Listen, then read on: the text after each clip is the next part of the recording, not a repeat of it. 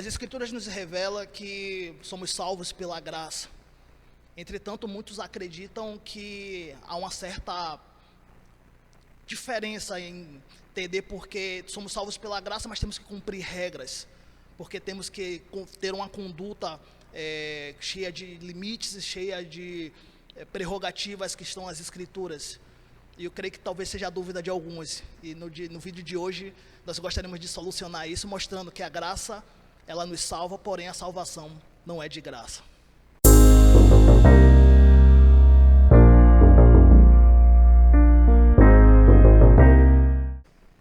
Graça e paz, amada igreja, querido irmão. Gostaria de compartilhar com vocês um texto que se encontra no capítulo 2 de Efésios, e a partir do versículo número 8, que diz assim: porque pela graça vocês são salvos, mediante a fé. E isto não vem de vocês, é dom de Deus, não de obras, para que ninguém se glorie. Pois somos feitura dele, criados em Cristo Jesus para boas obras, a quais Deus, de antemão, preparou para que andássemos nelas. Podemos ver claramente que, primeiro, versículo 8, a graça, ela é suficiente. Ela é suficiente para nos salvar. Não há nada mais que a gente precise executar para ter de Deus a salvação. E na temporada passada, quando falamos de salvação, nessa nossa série, a gente viu que a salvação, ela é justamente mérito de Cristo e de Deus através do seu amor. E também vimos que não depende das nossas obras, é um dom de Deus.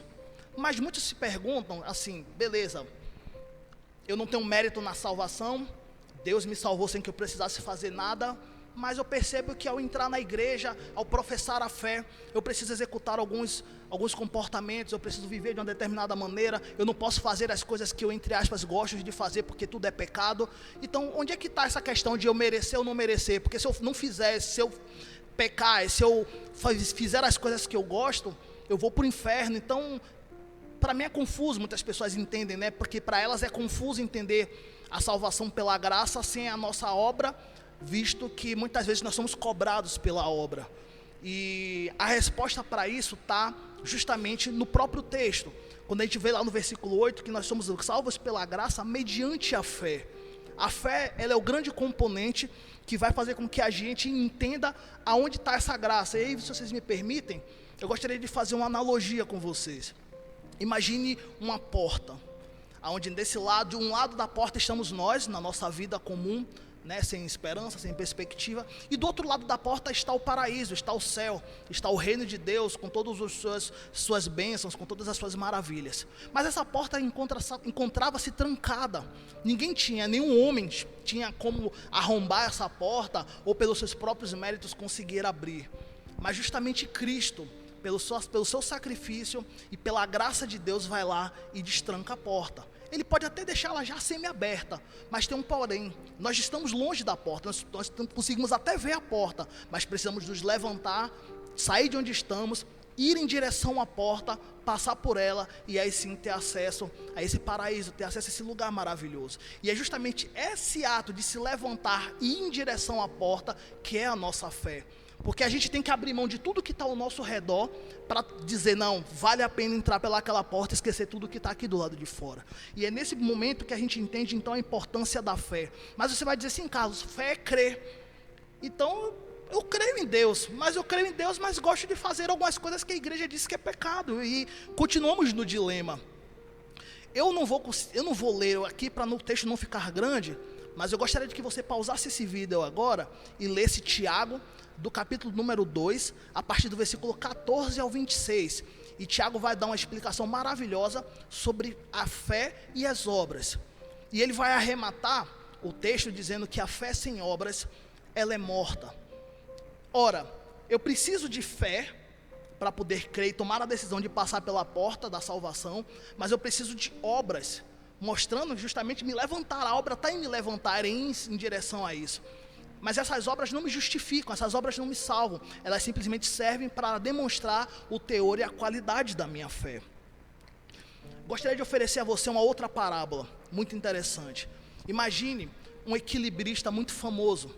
Você já deve ter ouvido essa palavra naqueles folhetinhos de evangelismo. Não sei se alguém de repente pode ter encontrado em algum momento, ele entrega esses folhetinhos. Eles eram muito comuns alguns anos atrás, 10, 20 anos atrás, e tinha um exemplo desse, de um equilibrista, que ele era muito famoso e mobilizava a multidão, mobilizava a imprensa, e ele foi num prédio, né, e tinha que atravessar por um cabo de aço que ficava na ponta de 2 prédios.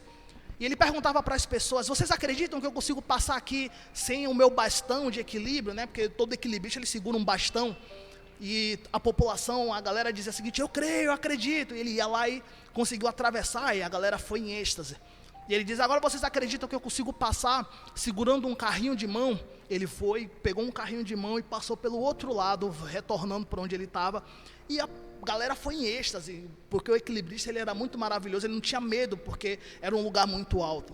E ele diz: vocês conseguem que eu consigo passar de novo, agora de olhos vendados? E todo mundo dizia: vocês conseguem acreditar que eu consigo passar carregando uma pessoa no carrinho de mão? E a população, a multidão, os fãs enlouquecidos: não, nós acreditamos. Ele diz: então eu só preciso de um voluntário para vir no carro de mão comigo. E aí nesse momento houve um silêncio profundo, porque ninguém se voluntariou. E essa analogia do equilibrista tem muito a ver com a nossa vida de salvação. Jesus quer nos salvar, Jesus quer... a Bíblia fala que Deus trouxe a salvação e ofereceu ela para todos os homens, né? Paulo diz a Timóteo que o plano de Deus é que todos sejam salvos. Porém, a gente precisa de uma atitude de fé, de dizer: eu abro mão de tudo isso que eu julgo como importante para seguir aquele caminho rumo à porta que vai me conduzir à salvação, rumo à porta que vai me conduzir ao reino de Deus. E muita gente se atrapalha, é aí que muita gente não entende o porquê.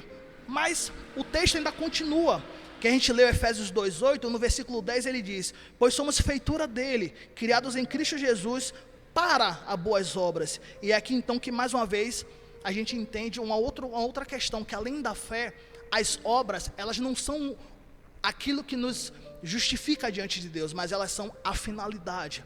Não é pelas boas obras que nós somos salvos, mas é para as boas obras que nós somos salvos, porque isso nos remete ao nosso propósito. Olha o texto: nós somos feitura dele, criados em Cristo, versículo 10, para as boas obras, as quais Deus de antemão preparou para que andássemos nela.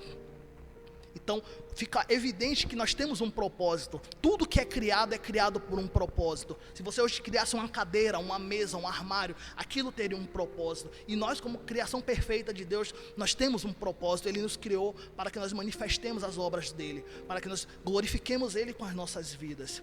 E aí fica evidente que não dá para a gente desassociar uma vida onde a gente crê na salvação de Deus, onde a gente crê na salvação do Senhor, mas a gente dizer que isso também não implica a gente ter uma postura que ratifique essa nossa fé, que ratifique essa nossa crença. Estar em Cristo, meus irmãos, ele implica em viver uma vida com um propósito de agradar a Deus em tudo aquilo que a gente faz. Todo mundo, muitos de vocês, talvez que estejam assistindo esse vídeo agora, deve conhecer o famoso texto de 2 Coríntios capítulo 5, versículo 17, que diz que aquele que está em Cristo, nova criatura é. Eis que as coisas velhas já passaram e eis que tudo se fez novo. É muito comum, um texto muito falado, muito conhecido pelos irmãos. Mas talvez nem todos conheçam 1 de João capítulo 2, versículo 6, que diz que aquele que diz que está nele, deve andar como ele andou. Então, mais uma vez, entendemos o nosso propósito, entendemos a necessidade de termos uma postura parecida com a de Cristo. Como eu disse no início do vídeo, a salvação é pela graça, mas a salvação não é de graça.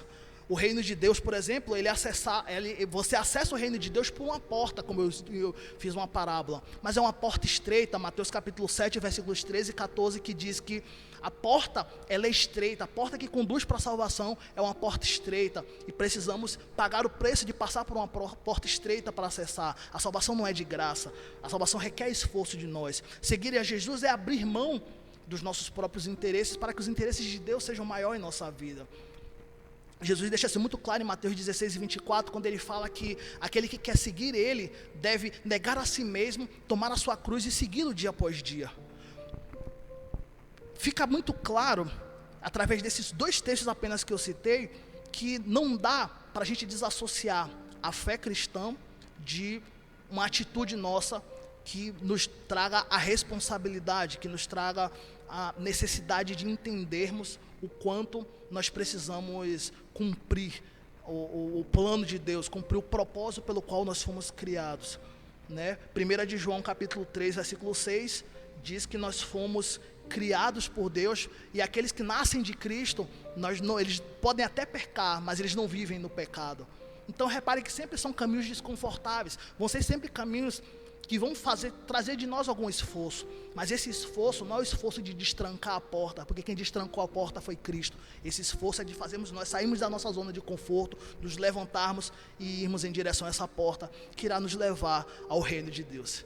Eu oro para que essa mensagem ela abençoe a sua vida em algum nível, que Deus possa falar ao seu coração melhor do que eu, que Cristo Jesus, Ele possa lhe mostrar a importância de a gente ser realmente luz do mundo, sal da terra, que a gente possa meditar na palavra de Deus e entender o propósito pelo qual Ele nos criou. Que Deus te abençoe. Que Deus abençoe sua vida, que Deus conforte seu coração, Ele dê luz a essa palavra, e não deixe de acompanhar os outros vídeos.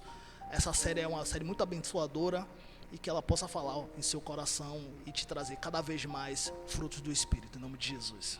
Amém.